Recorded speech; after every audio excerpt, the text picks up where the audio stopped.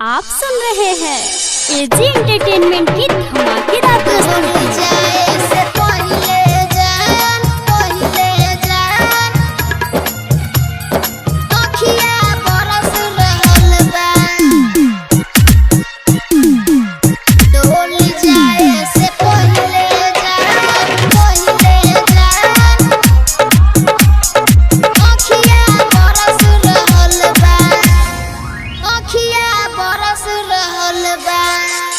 ससुरा से मिले अइहा, ससुरा से मिले अइहा, ससुरा से मिले अइहा, दीवाना बोला रहल बा।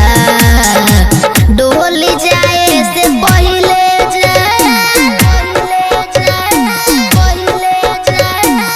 डोली जाए से पहिले अखिया बरस रहल बा। डोली जाए से पहिले अखिया बरस रहल बा। ससुरा से मिले अइहा, ससुरा से मिले अइहा। Mix by AG recording studio. डोली जाए से पहिले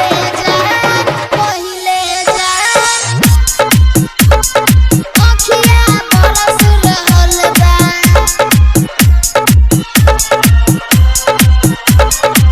डोली जाए से पहिले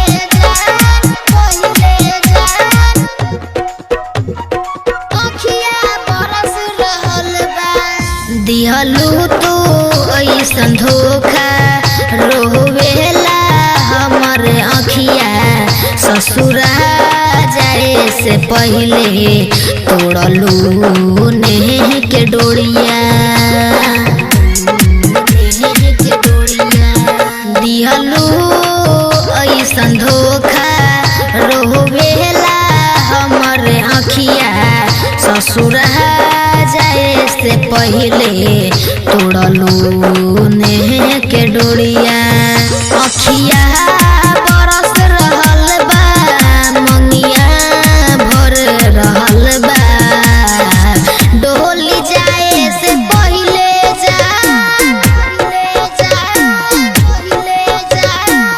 डोली जाए से पहिले अखिया बरस रहल बा। डोली जाए से पहिले अखिया बरस रहल बा। ससुरा से मिले अइहा, ससुरा से मिले अइहा। डोली जाए से पहिले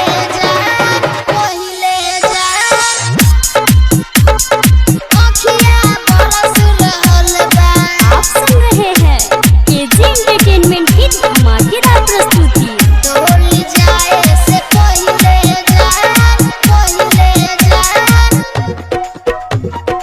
अखिया बरस रहल बा।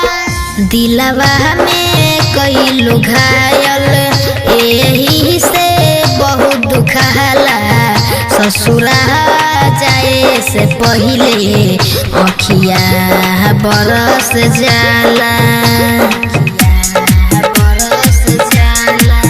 दिलवा में कई लोग घायल, एही से बहुत दुखाला। ससुरा जाए से पहिले अखिया बरस जाला। चंदन बोला रहल बा, झुन्ना रो रहल बा। डोली जाए से पहिले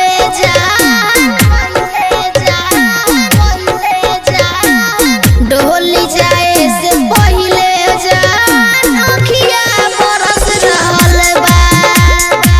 डोली जाए से पहिले अखिया बरस रहल बा। ससुरा से मिले अइहा, ससुरा से मिले अइहा। एजी रिकॉर्डिंग स्टूडियो, रोशनपुर सपहा।